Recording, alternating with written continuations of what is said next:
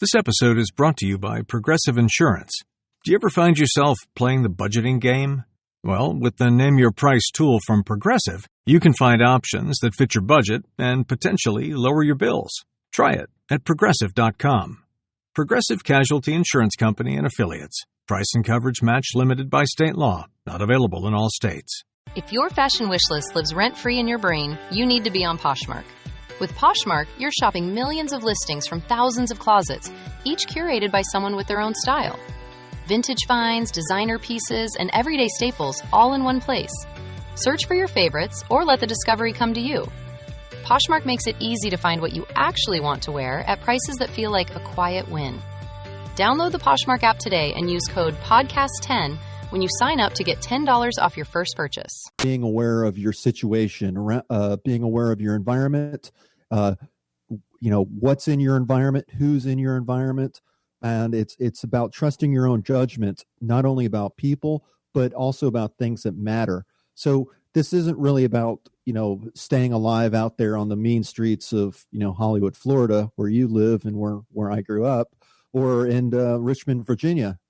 It's not about that. It's about taking your experiences and learning from them. And in the sense of a pure definition of wisdom, wisdom means applied knowledge. And this is wisdom based on your own experience and becoming a better person because of it, because of your experiences. Absolutely. I put together a couple of words that when I think of street smarts, some of the first things that come to my mind are situational awareness, obviously, being skeptical, being defensive, having a good posture, right? And that could be not talking about just how you walk, but how you handle yourself in front of others. Being able to improvise and be able to think out of the box, being observant, be aware of where you are, and do not follow the herd. You're not scared to break rules.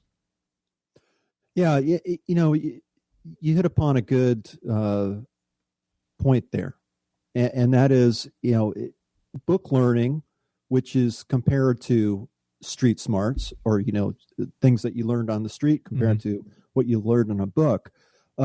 People who learn through a book, and I've done plenty of book learning. I think there's balance that you have to have, but book learning, a lot of it relies on people, who follow the rules and are looking for a single answer to a question that they have. And let's just face it, out there on the streets, there are multiple answers.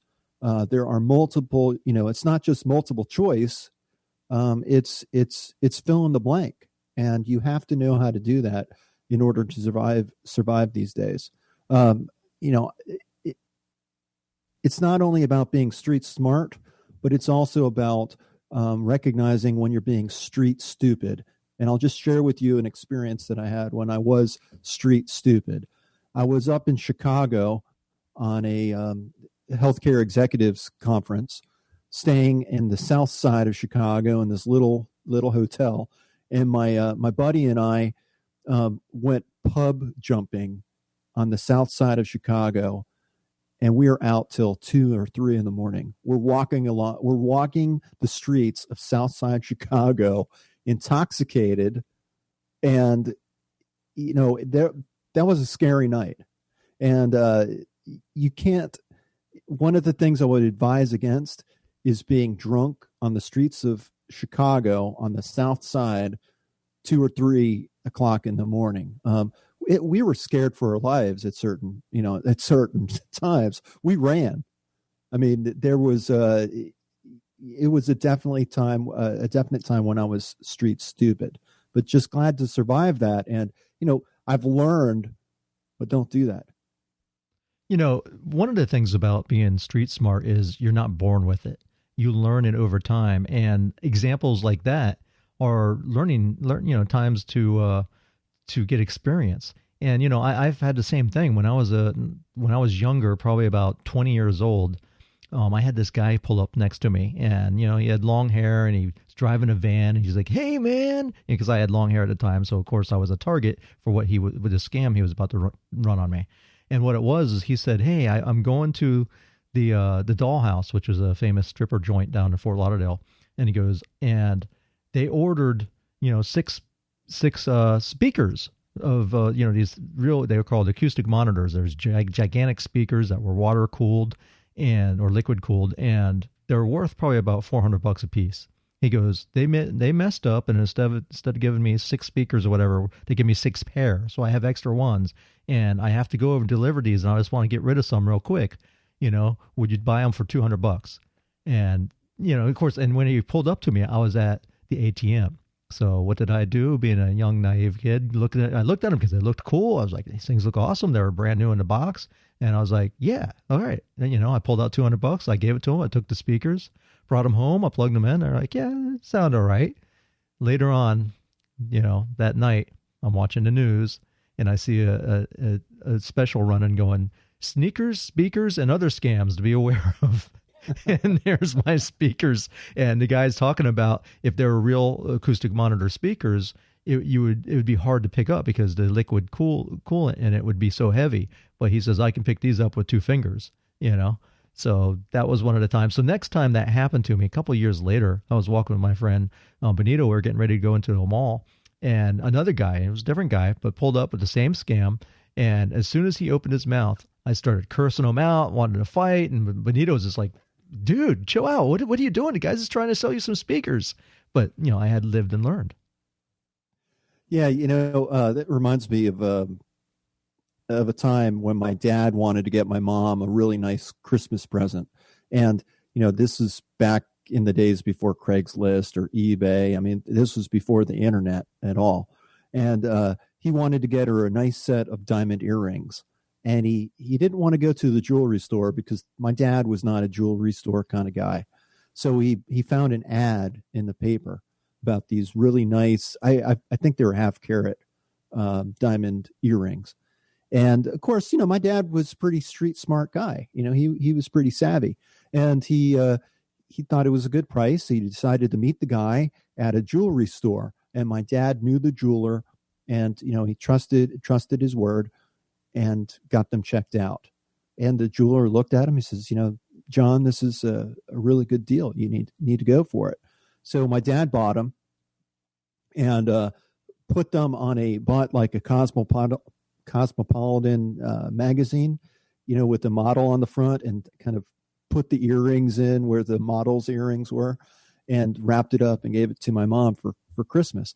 And she was just overjoyed. But of course, my mom's pretty smart too. And she decided, well, I need to get these insured. So let me take them to the jeweler and get them checked out.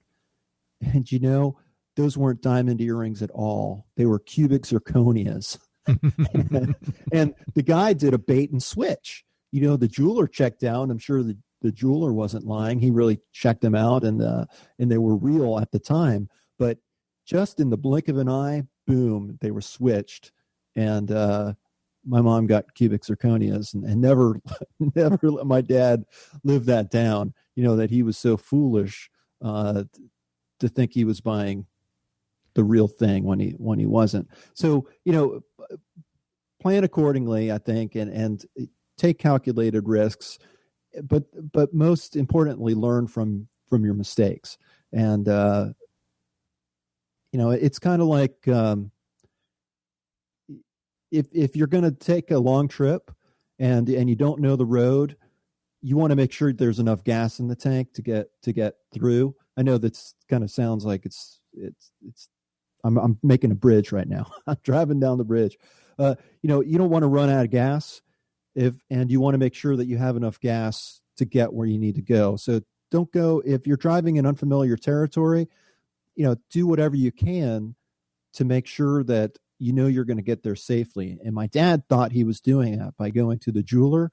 But like I said, he let his guard down. We all did. I was just a kid back then. And in just the blink of an eye, that con man, swindled him, This reminds me of something that happened this week to one of my good friends who owns a business here locally, and he's a very street smart guy. I mean, this guy's been around, but even street smart people can be taken. And what happened to him is Florida Power and Light supposedly called him and said, hey, your payment is past due, and if you don't pay us today, we're going to shut the power off to your business. And he's thinking, I can't close my business. I have a bunch of clients coming in, and I need to make sure. He goes, I'm for sure that I paid it. Let me just get to my computer. And the guy said, well, you got to make sure that you pay today. So this guy wasn't anywhere near his computer. So the guy on the other end of the phone had all this information about him. Plus, he had just my friend had just picked up a new service from Florida Power and Light, probably to regulate like the air conditioners, like like cost savings, like they can shut them on and off remotely. And this person knew that, so they probably had some insider information from the company, maybe someone that installed this, but they knew all about his business address, his billing, all information that no one other than FP&L should have had. But his mistake, and it was an 800 number, the mistake is he didn't hang up and call back FPL and try to make sure. He went ahead and talked to the guy. And then what really got fishy is the guy said, listen, in order to clear this up, you got to send $500 through Western Union to us today to this specific account. So my friend went down to Western Union, was writing out the check, and the lady at Western Union says, hold on, this doesn't sound legit. And, my friend was like, you know what? Maybe you're right. So he called Florida Power and Light and found out, no, this was not legit. And this guy was a scammer. And he almost sent over $500 to him. And God knows he might have opened up his account or whatever else. He could have been taken for everything he had.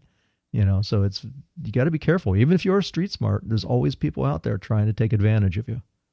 Yeah, just I'd say within the last month, I had an attempt. There was an attempt made to phish information from me. PHISH,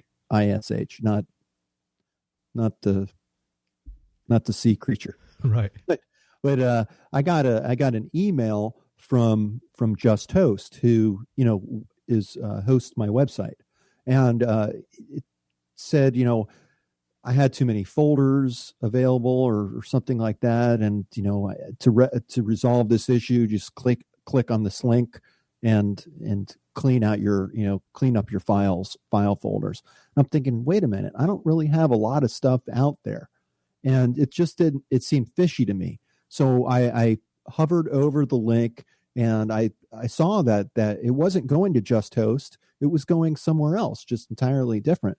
So I went on the website, I went to Just Host, went to that website that I knew was legitimate, looked up the customer service number, called them and asked them, and they said, no, there's nothing wrong with your account. That was a phish. But it's so easy to get kind of caught up in the emotion of it all and make bad decisions because, and that's what con men and especially on the internet, that's what they try to do. They try to make you feel like, oh my gosh, you need to take action right here and right now. And I would have gotten burned. I would have gotten burned that way. Well, get this. Just a few minutes ago, I had a phone call as we're sitting here, and it's this automated number that calls me every day. And the first 3 digits are always the same as my phone, right? So whenever I see it, now I recognize it. But for about the past year, every couple days or so, I get this automated, call that it's in Spanish, right? And it's always like, trying to sell me tickets to Universal or something, right? So, I always ignore it and hang up on it. But, a couple of times I got mad. So I says, you know what, I'm going to call this number and figure out and tell them to take me off the list. So I would go to a different phone. I wouldn't call from my phone. I would call from one at work or something that, I have a bunch of extensions at work. And every time I called, it was a different person. I had an old lady, that was like 85 years old telling me, I don't know, this is my cell phone, and a kid. And it turns out that they're spoofing the number. So what they do is it's an IP-based phone, and they're spoofing other people that are Verizon customers with a number similar to mine. So the number that's actually showing on my caller ID is not the number it's calling from. So I finally called Verizon and said, hey, what can I do about this? You know what? They said absolutely nothing. And I made the mistake the last time is I pressed 1, because I was like, I don't know what it's saying, but I'll take a guess that you press 1, you talk to the operator. Sure enough, a guy answers in Spanish. And as soon as I started, in on him, he hung up on me right away.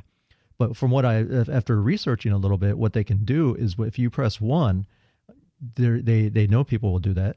and it will cram international phone charges on your bill. So I made sure to call Verizon. They made sure if there's any suspicious calls, they'll take that off. But it's something that can happen to anyone. And I still get these calls. There's no way for me to block them. Yeah. Back when I was trying to sell my house, I had just moved to a new house and, had not sold the other. And I was in a predicament. I didn't know exactly what to do. I couldn't sell the house. The market was really down. So I decided to rent it out. So of course I make up an ad on Craigslist. I put it out there, and my realtor called me up and she said, "John, why are you trying to rent your house so cheaply?" It's like, I don't think it's that cheap. I'm just trying to cover my mortgage. And this went on. She, for, like a week, I said, I answered her question or whatever. It seemed to satisfy her. 2 weeks goes down the road and she brings it up again. I'm like, yeah, I still haven't rented the house. But what are you talking about? I'm not renting it for, $600 or $700 or something like that. I think I had it for $1,400 or $1,500 a month. And it turned out that someone had basically taken my ad. I had my email address in there, and instead of saying JW Curren, they spelled it a little bit differently, or it was very close. And they created another account based on my name. And they were, what they were trying to do is they were trying to get people to meet them at the house and give them a deposit check, without even going inside of the house, or even just talking to the people over the phone, trying to con them out of that money. And that's really concerning when they know your name and they have your email address and they're trying to pass themselves off as you. So I went ahead and I contacted, Craigslist. I took the ad off. I contacted my email provider. And they said, okay, you need to send in a copy of your driver's license and this and that. And I called up the Secret Service, because the Secret Service is actually in charge of those type of matters like internet crime. So I called up the Secret Service, and they said, "You're just lucky that you didn't lose any money, because there's no way for us to track this down." It's scary because, I had to file similar complaint too, as you're talking about, with the federal government, because, Verizon couldn't help me. They couldn't, and it's not any fault of their own. They have no control over someone spoofing lines. And I had the same thing happen a couple months ago, where there was someone from Jamaica that kept on calling my mother, and me and my mom shared a line. We had a different ring. So if she had a different ring, I would pick it up. But she kept on telling me that some guy's calling her, but she couldn't understand what he was saying. Right. So I go, all right, let me talk to him. And once he got on there, he wasn't even saying her name right. He's like, "Miss Valerie, I want to speak to Miss Valerie." And I was like, "What's this about?" And, he'd try to go, "No, I need to talk to her." I go, "No, you don't." I said, "You don't need to talk to her at all. She's not interested," And the guy was very rude, and he kept on calling back repeatedly. So I started getting rude, to the point where all of a sudden he's calling me at 10 o'clock at night, and then he starts cussing at me. And I called the phone company, same thing, nothing we can do. And this time it was AT&T, and they said, they're out of the country. We can't stop them, and they called, same thing. They called from different phone numbers. So what I finally did is I hooked up my mixer that we use here for podcasting, and I recorded some police squelching sounds and stuff. And next time he called, I started talking to him, and then I started playing these things. I said, "Yes, sir, he's on the line." And it sounded like they were tracing his number. He never called back again. You sure, you've talked in the past about your mom, liking Metallica and talking about the legalization of marijuana in Florida. Are you sure it really wasn't for her? She has a Jamaican connection, maybe. Yeah, maybe that's what it was, That's why he only wanted to talk to her. In Florida, I think this happens quite often, especially with the senior population, because, the older you are, the less likely you are to have real experience with computers. And I know that I've been people have tried to fish for information before. I mean, I've received letters, like emails from the FBI and stuff like that, and it looks so legitimate. Even that example that I told you before, the story about how it was fished recently. it said the email said that it came from Just Host, which is my my hosting company. Right. But it was not from them. But they were spoofing it, Mm-hmm. and they're getting much more sophisticated about it. And if you are not street smart, if you just if it seems fishy to you, it probably is fishy. And the best thing to do is always call the company directly. So, if someone calls you like that and ask for information or money, tell them no, and say, listen, I want to call the company, and don't ask for them the number. And also make sure that you disconnect and hang up completely, because one of the scams that they're running on the elderly is they'll say, this is the police department, and they'll try to get information out of them. And they'll say, listen, if you don't believe us, if they're having a hard time, you can hang up and call right back at this number, or call, 911. But they know that if the person doesn't hang up long enough and pick it back up, the other person can remain on the phone. And what happens is some of these old people, hang up real quick and dial 911 or whatever like that, and the same person answers. Or they put their buddy on the phone and say, yes, Officer so-and-so's here. And it looks legit then. Yeah, and I know my mom was contacted by the IRS, quote unquote IRS, on the phone. The IRS does not call; they send letters. It's official, right? And it's just rampant. It's just amazing to me how sophisticated scammers have gotten. And if you really think about it, if you can send out an email to 10,000 people, and one of them bites, for $10,000 or something like that, it only takes one person to make them very rich, and it's basically untraceable. So know your environment. Make sure when you are in that environment that you're not flashing around money, you're not flashing around valuables. One of the things, another scam that they do down here in South Florida, because South Florida has all the scams, people. They have every single one. And there's always a new one coming from some other country, because it's like a melting pot down here. And one of the new ones, or not a new one, they've been doing it for a couple of years, but during Christmas time, the holiday season's coming up. And what they like to do is they like to follow people coming out of electronic stores like Best Buy, and they see that they're, sometimes they'll follow them all the way out of the store if they saw they purchased a large, item or high ticket item. And a lot of times those people will stick it in their trunk or in their car, and then they go across the street to the mall and they finish their Christmas shopping. Well, they come back and their car is busted open and their stuff is gone. And another one that's very similar to that, and it happened to my truck.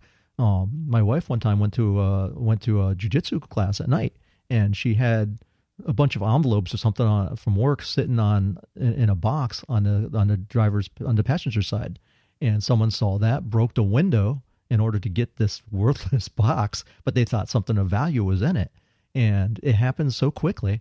And so one thing is if you have a car or a vehicle, don't leave things or bags or laptops or anything that looks valuable, even if it's not, sitting on the seat. Kind of put it away so it's not in view, because it is a target. Tom, I was when we were talking about this topic before we recorded this episode, I was thinking about our street smarts growing up in Hollywood, Florida. If for those of you who are not familiar with Hollywood, Florida, it sits in between Miami and Fort Lauderdale. And when Tommy and I were growing up, it was just this small city. I mean, a really small city.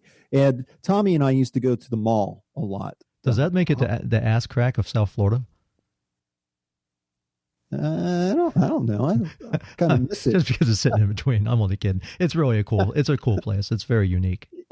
But, when we were growing up, it was really small. In fact, my sister had a horse at a farm that was, it seemed like, you keep on going until you think you've gone too far, and then you go a little bit more and you get there. There was farmland, but all that's been developed, since. But as kids, Tommy and I knew our environment. We knew how to get to the mall as quickly as possible. And that involved cutting in between houses, running through certain yards. We knew all the openings. We knew where the fences were. We knew who had dogs. We knew the little old ladies who were going to yell at us if we yelled through their yard. But I'd like to actually go back and see how many miles we saved ourselves. But instead of doing the long way, walking the long way and taking the sidewalk up to the mall, I mean, we cut it probably in half, the distance. And we would run. We'd get to the mall in, 10 minutes. Right, because the shortest distance between 2 points is a straight line. But, I was thinking, street smarts, growing up on the mean streets of Hollywood, Florida, it seems kind of silly, but it does relate because we used our experience and we learned from that, and we applied that knowledge in order to really, get us farther to where we wanted to be. As kids, especially as teenagers, we want to be at the mall where the girls were, and they had great hot pretzels. Well, let me say something though. Even though it seems more like an innocent time, it really wasn't so innocent, because if you remember when we were about 12 years old, some asshole caught Adam Walsh, which was John Walsh's son, from America's Most Wanted, abducted him. He lived in our neighborhood. The boy was probably about 8 years old, sexually abused him and assaulted him, and then decapitated him. And that was the whole turning point. That's why John Walsh became who he is right now. I always refer to him like the modern day Batman, because he really did. When you see him on America's Most Wanted, he's not there to be an actor. He's not there just to be a host. He actually cares. He's changed a lot of laws and before he got that job for Fox, when he was on that TV show, he went to Washington D.C. with his wife and protested and got a lot of laws changed. And he's the one responsible for why you see kids used to see kids on the back of milk cartons. Yeah, I think, there was a sense of innocence back then, but I think it was more naivety. Yeah. I know for a fact, my mom would take me to the Sears mall, just the mall we're talking about, had the big Sears store, and they had a big toy section. And she just let me run loose in there. And it was, the mean streets of Hollywood were found right there in that toy section, because there were a lot of hidden aisles, I guess, where all the toys were, where you were out of sight. They didn't really have a lot of security cameras back then. And I mean, all the mean kids would be hidden in, back in this toy section. And it got pretty rough. It did. I suffered a really bad bruise on my sternum. I remember this kid that was like twice my size. I didn't know him. He grabbed this toy gun out of my hand, and back then toys had, real metal on them and with a wooden stock, and he hit me with this. He thought it would be fun to butt me with the end of the end of the rifle into the chest. Yeah, I know, but this is the kind of stuff. This is probably why I do martial arts now. Because back then, man, I was just getting my ass kicked all the time because there was such mean kids and mean people. And that toy section that you're talking about is where Adam Walsh was taken. I used to go there every day and play Atari at that same place. I wasn't there that day. That one day I wasn't there. The next day, all of a sudden, and everyone's looking for him, and then before you know it, it was a couple of months before they actually found out what happened to him. And even then, they really didn't know if the guy that had admitted it, that they had caught and admitted to doing it was really him. It was a serial killer that, had killed 50 something people across the country. This guy was bad news, but they weren't sure if it was really him, and there was even speculation at one time that Jeffrey Dahmer had something to do with it, because Jeffrey Dahmer, the cannibal guy that used to eat little kids, lived in our area too. So it was just a fun-filled, place to grow up. So really, I mean, it seems so innocent saying, "Oh, we're from Hollywood, Florida, this tiny little city in South Florida," but it was pretty serious. There was some really serious stuff. It being because it's a transient area, and these are little things that you learn. I drove a taxi cab for several years as I was going through college, and that, I think, amped up my street smarts greatly, because, I'd have people smoking crack in the back of my car. I'd have people doing drugs, having sex in the back of my car. I mean, all kinds of crazy things that people do in South Florida. And I guess cabs is one of the things. But did you want to touch on some more other tips that we could give people? on how to Yeah, help? sure. You can't live. I mean, life is full of risks, and you have to take them, or you're never going to grow. But you can take calculated risks. Back when I was in college and going to the University of Florida, the Gainesville murders happened, and I was in the last semester of school, and I had worked really hard to get this residency so I could graduate.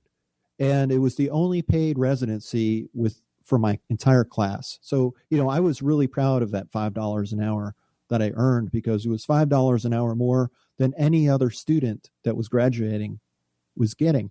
But here's the serial killer who's murdering people in this town. And I worked at the hospital, and there were a lot of stories going on because, the nurses were married to policemen or firemen, and you just, heard all these crazy stories. And I remember my mom telling me, Johnny, I want you to come home.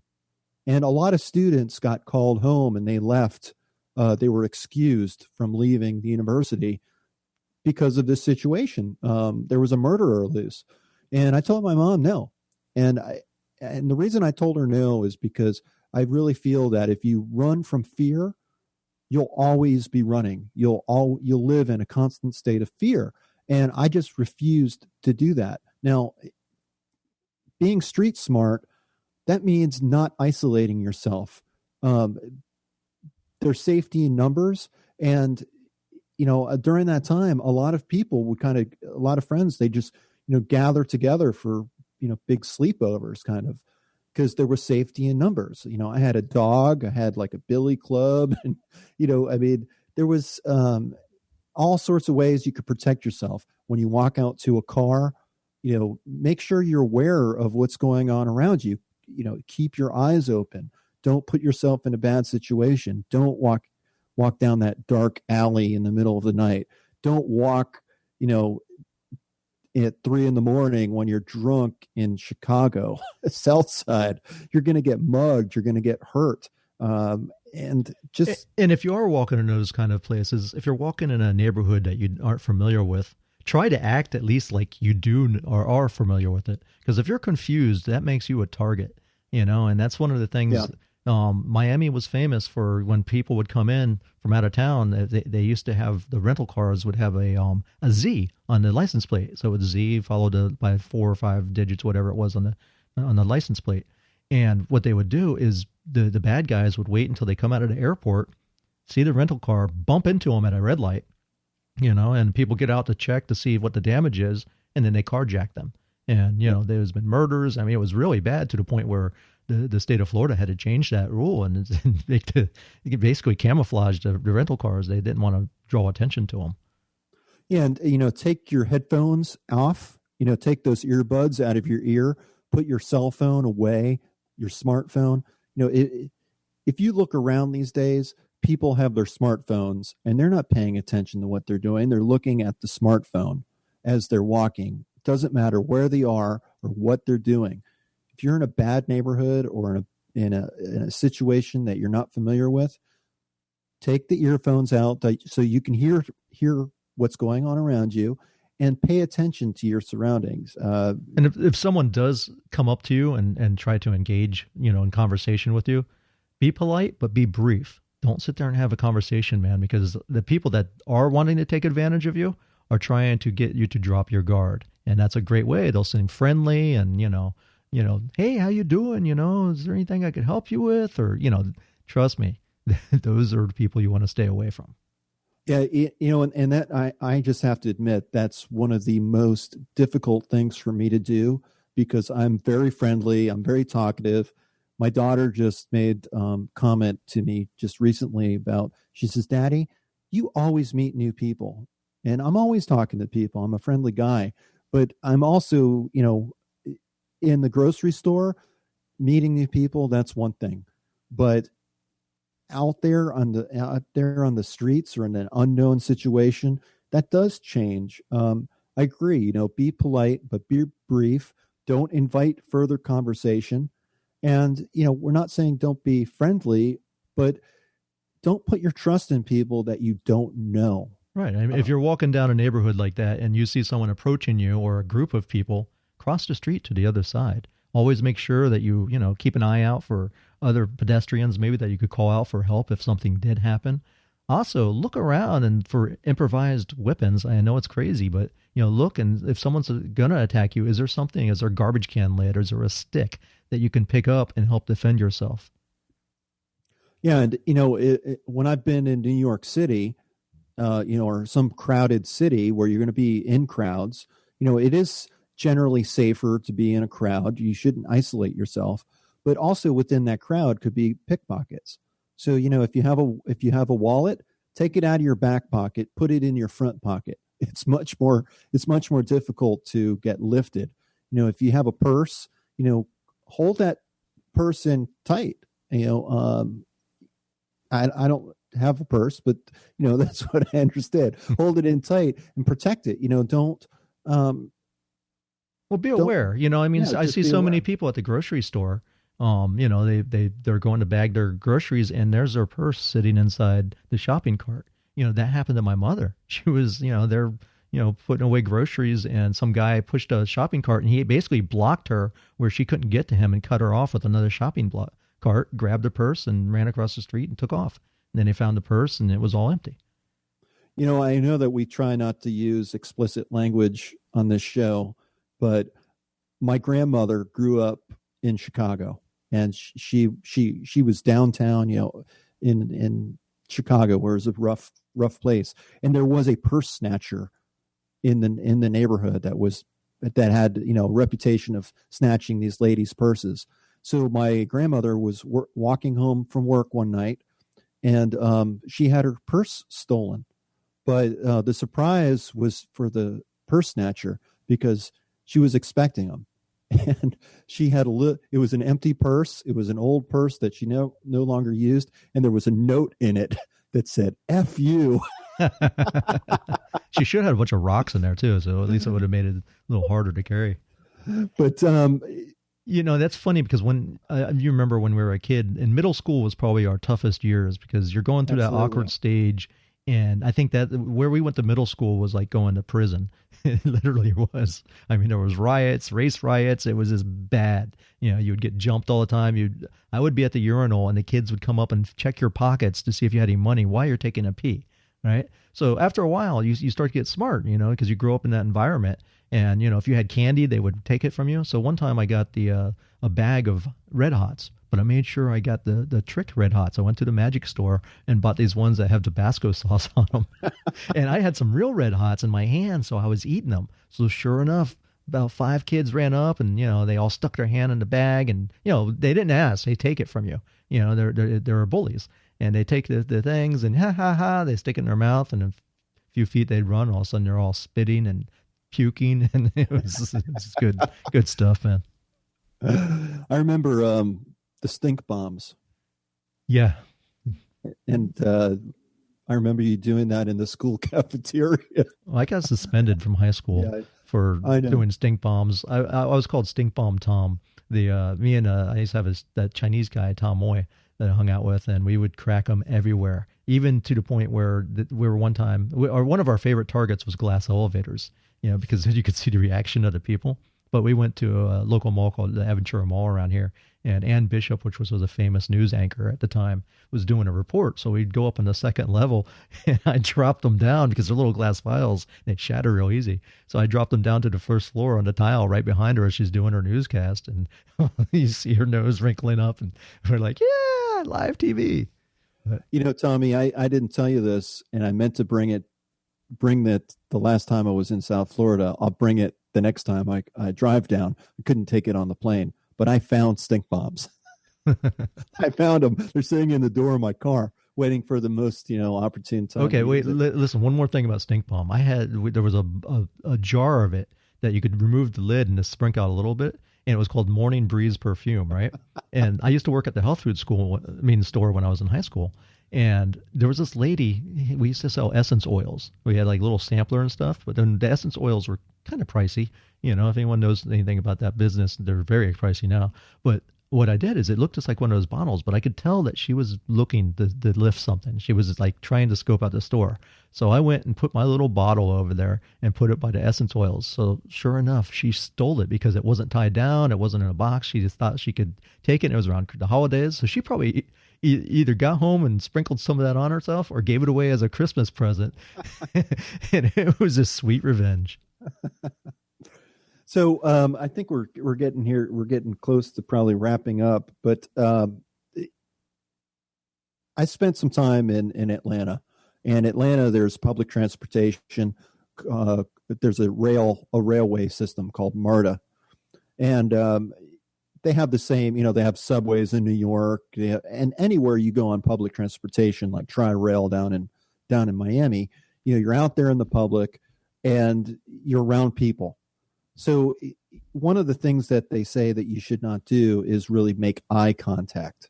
You don't want to draw attention to yourself. You want to keep doing whatever you're doing. Just basically, if you want to be street smart, just go about your business. Don't make a spectacle of yourself.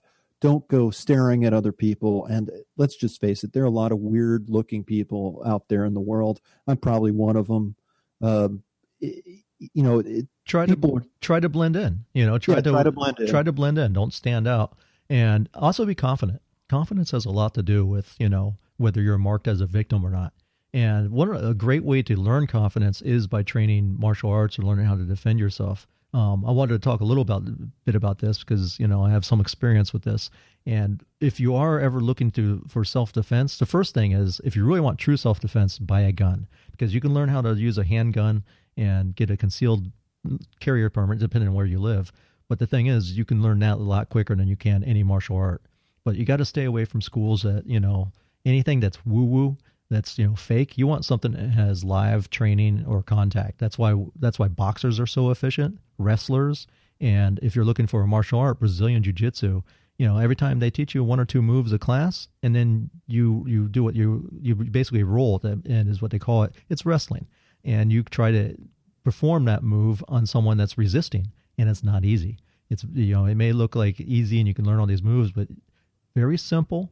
It's very direct, and you actually learn practical experience. Another good one is, in the street, you obviously don't always want to go down, but you should know a grappling art, and you should know some form of standing up fighting. So MMA is very good because it mixes jiu-jitsu and wrestling with boxing and kickboxing. So that's a great thing to learn for self-defense.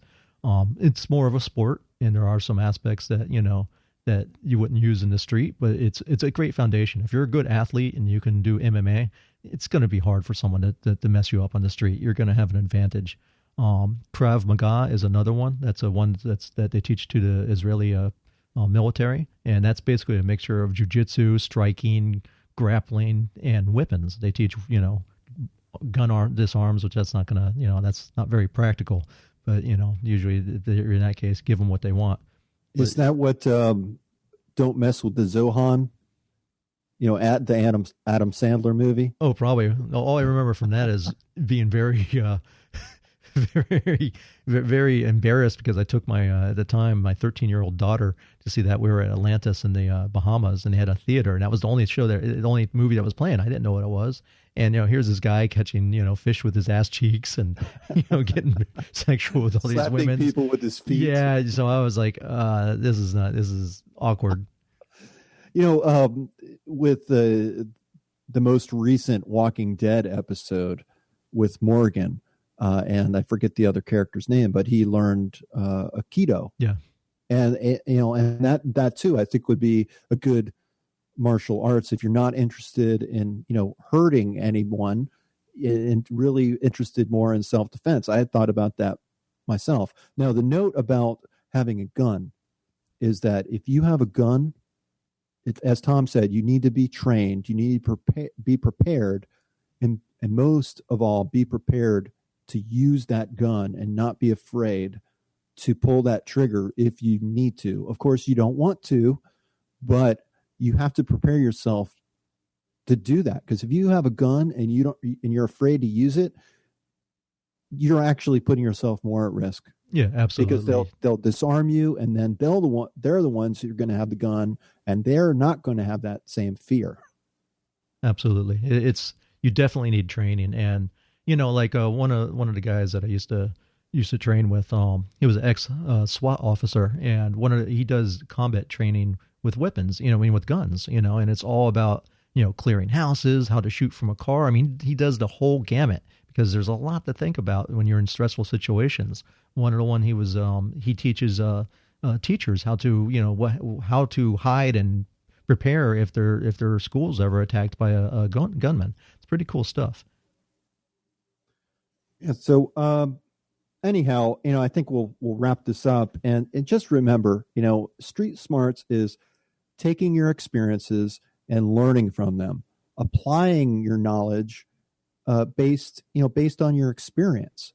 So be street smart, not street stupid, and think about everything that we've talked about here, because we think it will not only have the potential to save your life and keep you out of bad situations, but really you need to be street smart in order to grow personally. Personal growth involves taking risk. And if you don't get yourself out there, if you don't allow yourself the opportunity to grow, you're not going to. So I'll end with saying, the joy is in the journey. Strength is made in the struggle that you have during that journey. And then personal growth really is an outcome of overcoming barriers. Sounds good, man. And always wear sneakers so you can run. Yeah. Don't be afraid to run. Thanks for listening. Check out our website at swiftkickinganass.com and sign up for our free goodies, right? Yep. Till next time. Bye. Peace.